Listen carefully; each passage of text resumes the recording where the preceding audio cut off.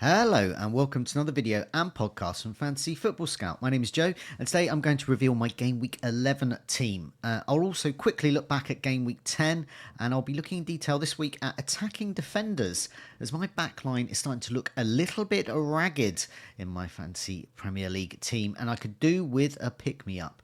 Before I do that, I just wanted to plug the Goals Imminent podcast I do every Thursday with Mark Joblin. That's available wherever you receive your podcasts. Do a listen out for that. We look at underperforming low-owned players for managers to consider to shake up the template. Lots of successes again this week, so find out who is due a goal and assist of next week. Big clue, there are many big names and very popular players who are in many teams on our list, so listen into that. Do press that like button, does help us out. Do remember to subscribe as well so you can keep up to date with all our latest videos and podcasts wherever you receive them. Okay, let's have a look at how I got on and what I did in my previous game week, so game week 10. So I got 55 points, game week rank of under 1,959,000, which is about my third or fourth best of the season. So it was a good game week there. It's my second successive 300k green arrow. So the previous week I did play the triple captainship on Haaland, and I went from 1.2 million to 900k. I'm up to 600k now, so this is good. This is I hope to continue, or at least like not descend. So I've been around this place before in the rankings, sort of 700k this season already, and then dipped down to say 2 million. So a bad game week can really destroy that. And once again, we can't have them all. So Palmer, Saka, Salah, Haaland, any of these players could score big at any week. Any of them can falter as well. And if you're on the wrong side of that, you got a 1 million rank drop. Or like I've had in the last couple of weeks, a nice green arrow, nice healthy green arrow. So 55 points there. 2 transfers made. And I've got Salah pointing at that on my screen because Salah was new in. So I'll read out the team. I got Flecken, 4 points. It's been well documented. I don't expect him to keep a clean sheet. He was at 1 point on 12 points though, because he had bonus, huge amount of saves. Looking great, but then just completely fell apart. Brentford completely fell apart. He ended up on 4 points. I'll take that as a win because it's more than for Bruggen's 3 points that's on my bench. Alexander Arnold, blank. That's a problem. We'll come to that in a second. Gabriel, blank. I'm not so bothered about that at the moment. Lewis, 1 point. I am bothered about him a little. Johnson, 8 points, great. And a Spurs attacker all lined up for Ipswich game in Game Week 11. Palmer, he's gone off with a knock. I've seen various reports here. He did blank, but he did get a bonus point, which is very good. Even though he didn't do anything attacking-wise, in terms of goals or assists, he did come up with a bonus point, which is a good sign. But he's got a knock. So I've heard various reports. So I'm recording this on Wednesday morning. Sorry, got a bit of a frog in my throat. On Wednesday morning, so I'm seeing various reports from Palmer is going to be out for 3 weeks and hobbling around on a protective boot. To he's got a cracked toenail. So I'm not sure the reliability of any of those reports at the moment. I'm going to be paying close attention to the press conference and also Neil's comments on the team news video later this week. Palmer could be an issue if he's out, but if he's out for say 3 weeks, that's one game. So he's out for the Arsenal game, and then we've got 2 weeks of international break, and then he's back the following. So he should be back for that Leicester game in game week 12. So I'm going to want him from that. So that doesn't bother me so much. So if he's out for the Arsenal game, I think I can bench him. It's not ideal, but I think I can. But we'll come to my moves in a sec. But I could go for Saka instead and then go back to Palmer, because I was going to go to Saka at some point in game week 12 or 13 anyway.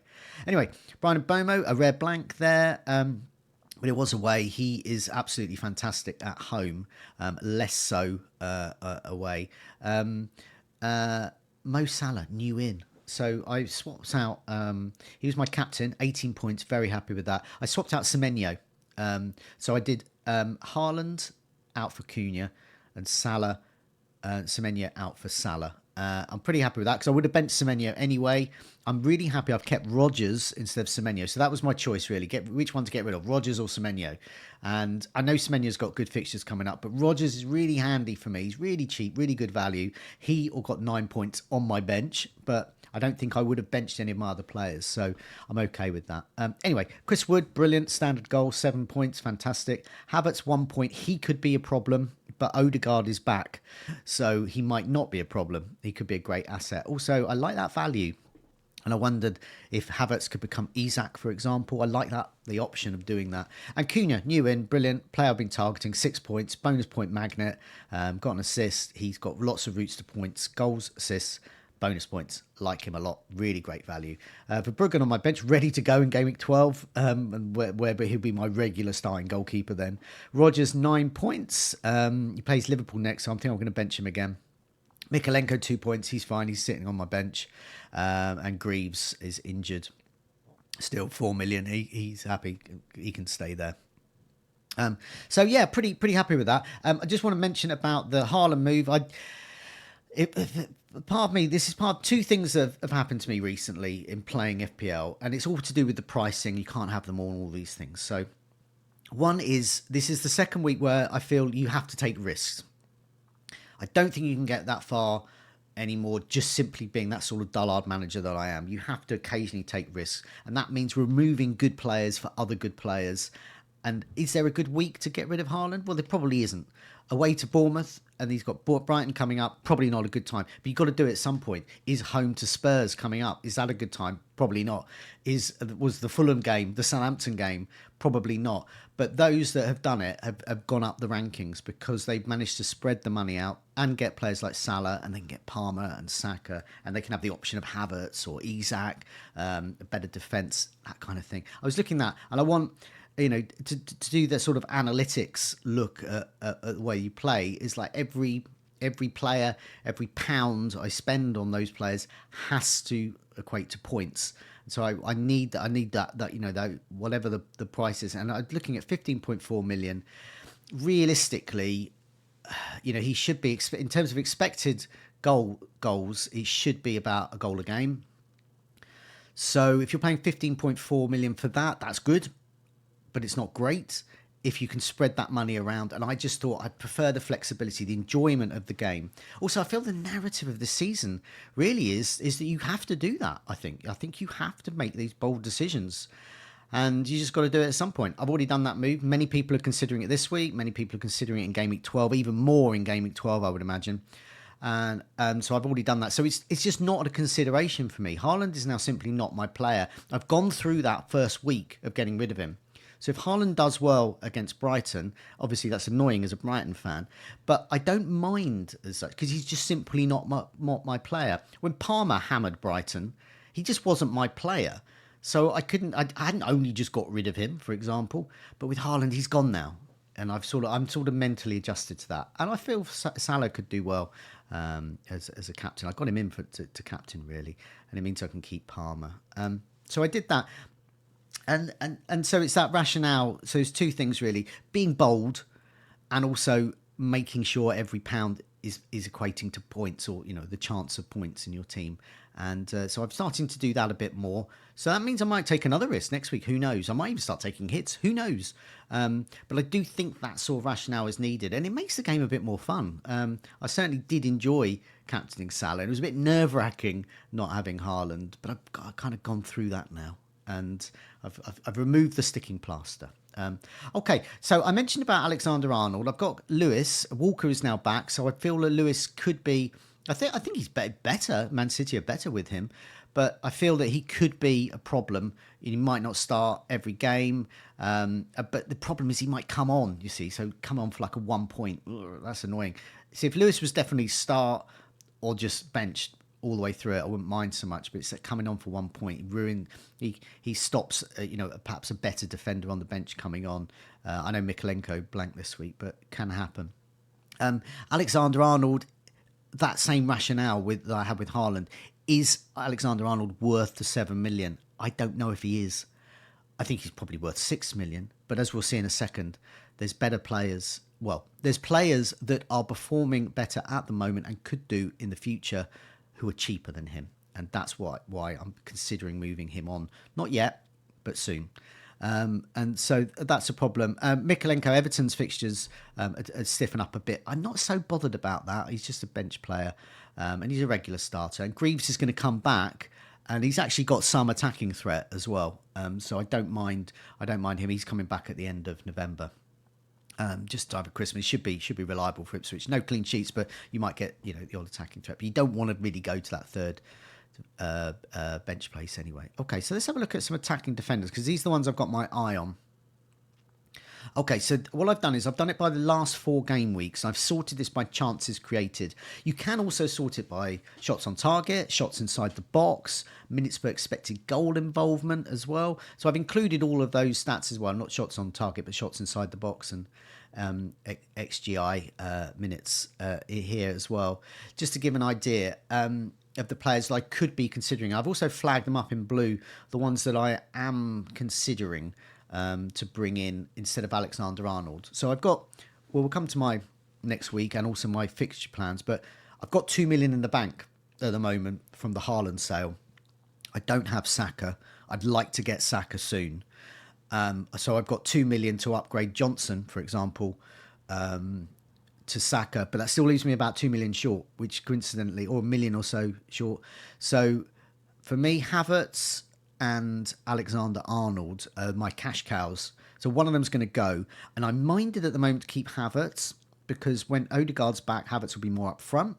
Arsenal coming up to good fixtures, but also I might want Isak as well. Havertz to Isak, Havertz to Watkins. These are done. These are easily done. But they're more difficult if I go down to, say, a Welbeck, who I have got my mind on as well. I don't think that would be a problem, though, having Welbeck, Chris Wood and Cunha up front. But it does sort of lock you out of that sort of 8.8 million or so striker who could be good. And I do like Isak at the moment. You've got that issue there. But with the Alexander Arnold one, I really don't think he's offering that value. And they're better players. There were better players at the moment. Not better players than him, but better players in FPL terms. So we've got Leif Davis as the top chance creator at the moment. I don't like Ipswich. His clean sheets, they haven't got any, basically. But he's had 1 shot inside the box. He has got a goal.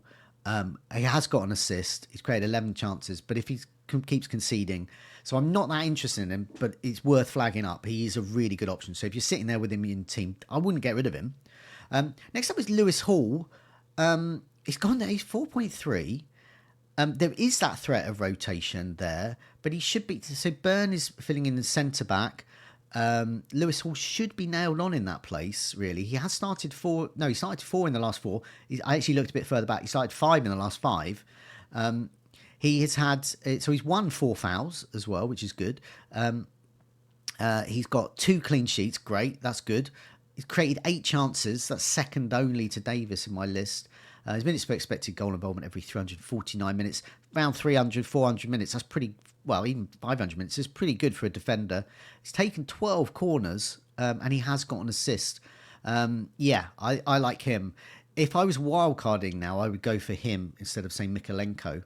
I think he could be a good option. So if I wanted to get rid of Rico Lewis Hall is good. If I wanted to get a lot of money, I could move Alexander Arnold to Lewis Hall. I like that. Gvardiol is probably the player I should get. He's 6.2, gone up a bit. I don't have Haaland, but I quite, Man City, they're good. So I'd like to have a bit of them still. But moving Alexander Arnold to Gvardiol, that only frees up 1 million or so. I think I would like to get a couple of million out of him to move up to Saka. So Gvardiol sort of hold that thought, but I would like him at some point. 4 shots inside the box. That's 1 more than Gabriel. So Gabriel's not on this list because he didn't figure in the chances created. But Gabriel has got 3 shots in the box in his last 4, which is still quite good for a defender. And he's got good fixtures coming up. The team should be better with Odegaard back.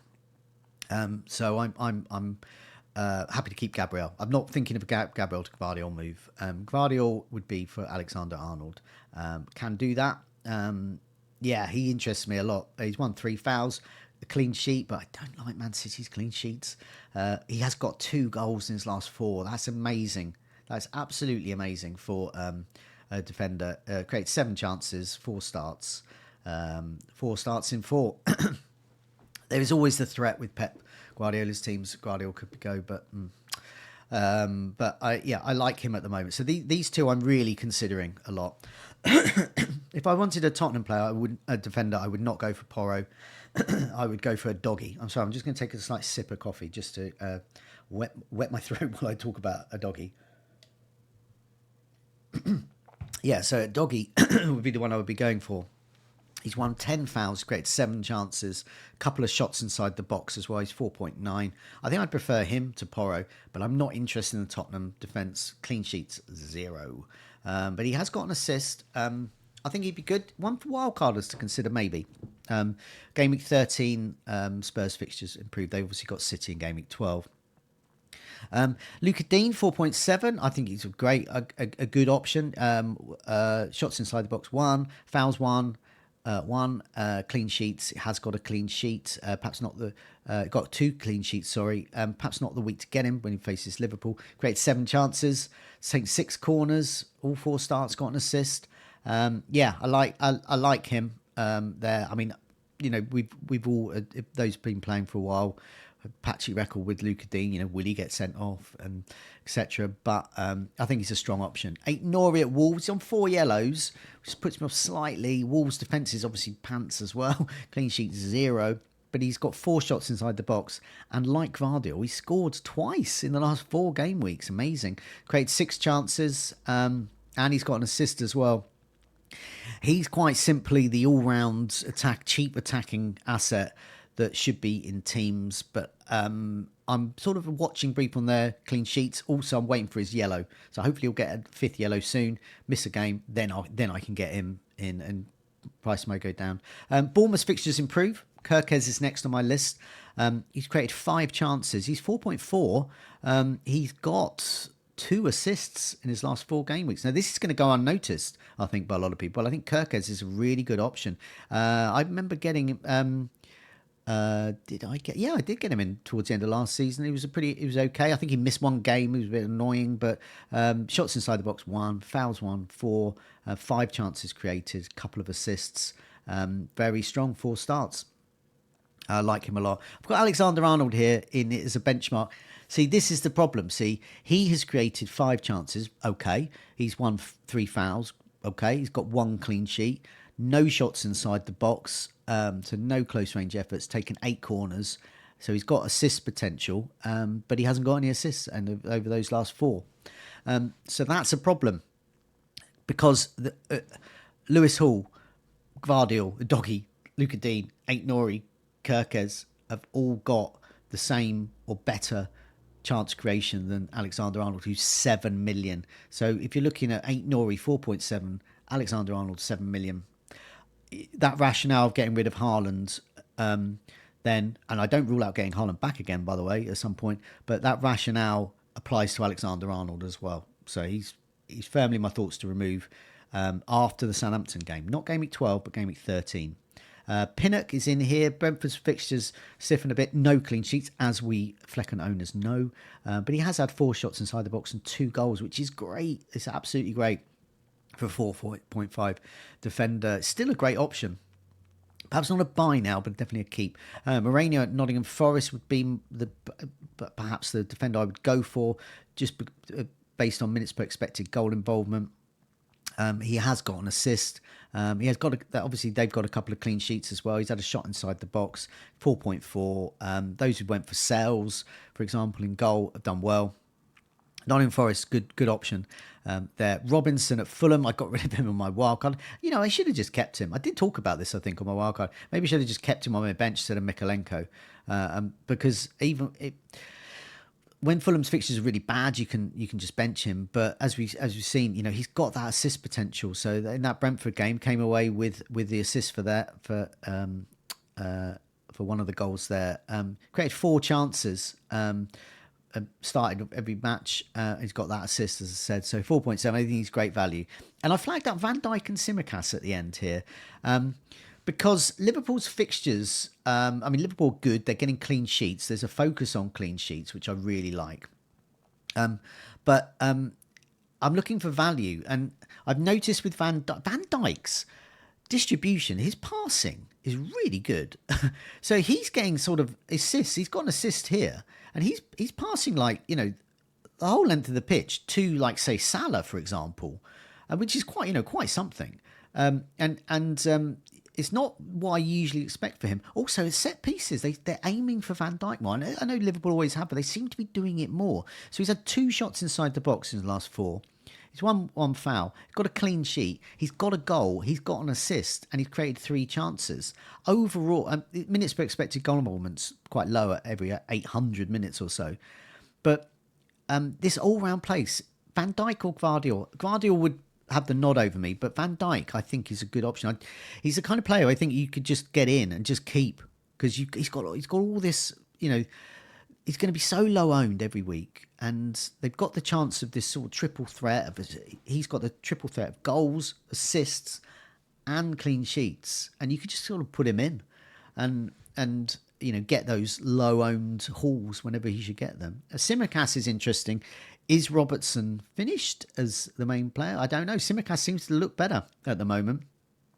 4.6. He has started just 2 of the last 4, though. So there's still that threat of rotation there.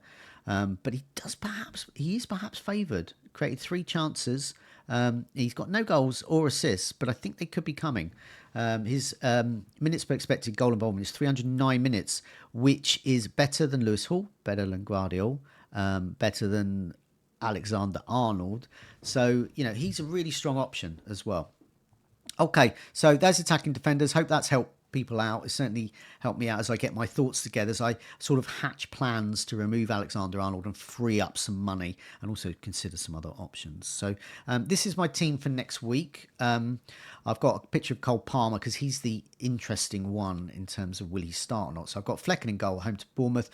I'm expecting save points, but not a clean sheet. Alexander Arnold at home to Aston Villa. Hopefully some returns there. Gabriel away to Chelsea. Hopefully I'll get something. Perhaps he can get a goal against Sanchez. Lewis away to Brighton. I'm not actually hopeful there. So I've got I think I've got a good defence on paper, as in the players, but a pretty poor defence, really, I think. I'm not expecting much from them. So, who knows? Could be the defence this week. I've got Johnson at home to Ipswich. Great. In a 3-4-3. Palmer at home to Arsenal. I don't mind benching him for this one if I know he's going to be back for Game Week 12. But if he's going to be one of those, we're not sure, we hope he'll return soon kind of things. But if it's just his toenail, then hopefully he'll just play this game. It's an important game after all. Brian Mbomo at home to Bournemouth. I think he's my vice captain at the moment. I think he's a really strong option. Brentford are excellent at home. Bournemouth are less good away. Salah is my captain at home to Aston Villa. I really like the way Liverpool are playing at the moment. I like the way Salah's playing. I just feel really comfortable captaining him. He may blank for me. Haaland may score. I don't have Haaland in my team, but I just feel more comfortable with that. I've got Chris Wood at home to Newcastle, one of his former teams. Hopeful for a goal there. I don't mind if he doesn't. I mean, he's got me 4 goals in the last 4 matches, something like that.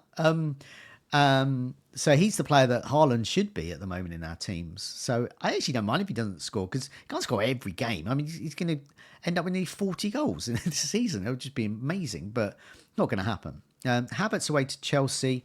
Odegaard, I'm recording this before Arsenal play. Odegaard may get some minutes in Europe this week, or he may indeed start this game or get significant minutes against Chelsea. It's an important game after all. That would mean that Havertz wouldn't need to be ducking into midfield so much and would be more an attacking threat. It means I could possibly keep him at 12 and avoid Saka in 12, and then look at the Saka moving Game Week 13 perhaps.